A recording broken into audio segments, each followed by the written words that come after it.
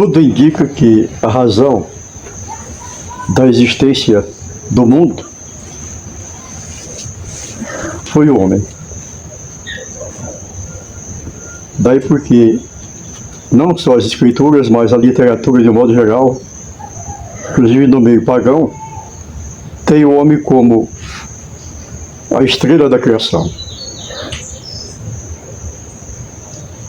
E toda a preocupação de Deus sempre girou em torno dele. Esse livro, Uma Família no Divã, em 69, em 79, 80, 81, nós, na companhia do professor psiquiatra, Dr. Carlos Alves Araújo, grande professor da Universidade Federal do Piauí, por sinal um dos seus fundadores, nós visitarmos o Meduna, um hospital de doentes mentais. Por diversas vezes ali estivemos com ele. E uma certa feita na casa dele aqui, na rua Dom Pedro II, em Teresina, ele disse, ele me chamava Iteco. Vamos fazer uma observação aqui, uma pesquisa? Vamos. Então ele fez-se de paciente. E naquela altura nós tentamos hipnotizá-lo, o que não foi tão difícil. Talvez ele tenha cooperado para tal, se não tiver usado, podemos assim dizer, durante todo aquele minuto que tivemos, de uma hipocrisia bem aguçada. Chegou a nossa vez. E ele, por algumas vezes, tentou hipnotizar-nos e não conseguiu. E ele até disse lá uma das suas amigas: nem o capeta tira você do sério. E assim, nenhum de nós conseguiu vantagem em nossa pesquisa usando aquele divã.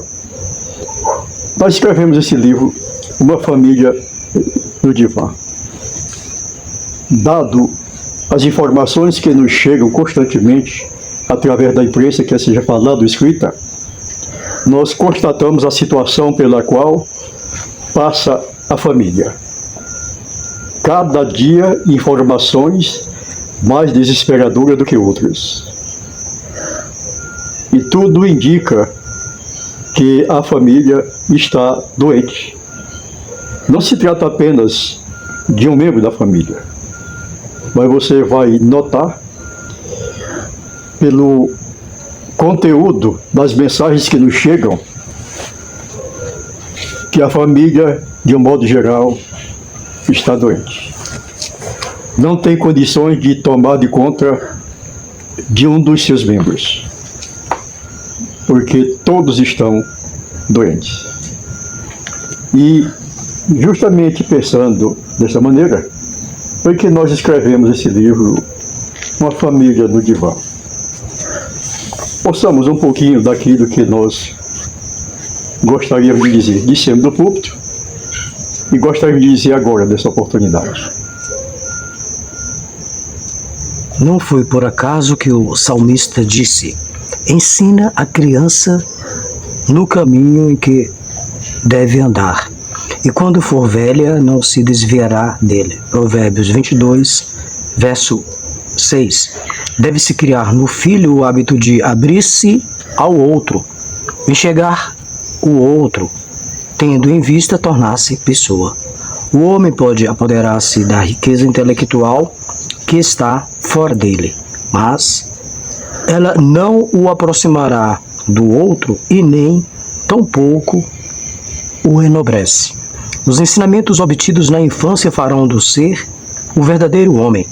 Meus animais de estimação fazem tudo para estarem ao nosso lado. Para isso, o bastante é tratá-los com dignamente. O esclarecida e estabelecida a dissemelhança entre o homem e o irracional, desejamos demonstrar um pouco a semelhança espiritual que existe entre Deus e o homem. É interessante notarmos, embora de passagem, que os atributos que aproximam o homem de Deus são os mesmos que o distinguem e o afastam dos seres irracional. Conforme Gênesis 1:27, sabemos que Deus criou o homem à sua imagem e semelhança, logo a constituição do homem, espiritualmente falando, é semelhante a Deus, que é Espírito perfeito. A revelação de Deus traz a evidência de que intelectualmente o homem se parece com Deus, porque se não houvesse conformidade na estrutura mental, seria impossível a comunicação de um com o outro e não poderia haver, portanto, tal revelação. O fato de Deus manifestar-se ao homem prova que o homem pode receber e compreender esta manifestação. O homem é uma pessoa como Deus é uma pessoa, e a semelhança entre um e outro naquilo que o homem é na sua natureza pessoal. Assim sendo, a semelhança natural entre Deus e o homem perdura sempre, porque o homem não poderá jamais deixar de ser uma pessoa como Deus o é. Realmente é isso aí. Esta maneira que nós nos apropriamos e vemos o homem. Muito embora ele não corresponda com as perspectivas divinas. A educação que nós recebemos nos bancos das universidades, eles não enobrecem por hipótese alguma uma vida, de maneira nenhuma. Nós temos dito, com base no que estamos sendo informados a cada momento, que nada há mais corrosivo nesse mundo para acabar com a ética e a moral do ser humano do que o homem embrenhar-se na política. Ali ninguém respeita ninguém. Ali não existe um nome que sirva de capa protetora contra os palavreados indesejáveis pronunciados pelos que ali estão. De maneira que a conclusão que se chega é que a família está doente. A família está doente. E a razão, segundo os antigos, era essa. Ensina a criança o caminho que deve andar. E muitas das vezes os pais, como hábeis professores, não tem nada de bom para oferecê-las. E a razão por que nos chega, momento após momento, informações das mais arrepilantes possíveis. Razão por que escrevemos esse livro. Uma família no divã. Caso você queira tomar conhecimento melhor deste assunto e ver se temos ou não razão, procure oportunamente adquirir o livro Uma Família no Divã.